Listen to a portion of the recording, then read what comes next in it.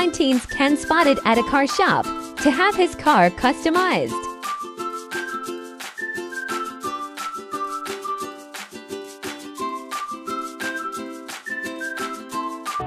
Sabag. Just as you imagine. Sarang kulay.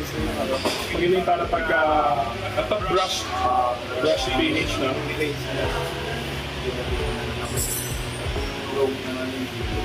Hindi na talaga makakita. Kaso lang yung labi, hindi na talaga makakita.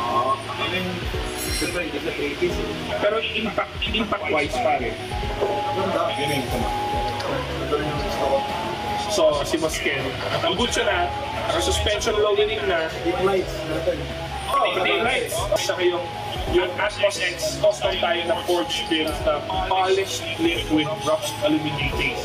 So guys, kita kayo na. Kulang na naman yung apoy na dito. Apoy lang dito si Boss Ken. Si Mateos. Mateos, thank you so much. Dito rin siya ipagawa ng Mustang. Yung exhaust signal, ba? Dito rin ang top.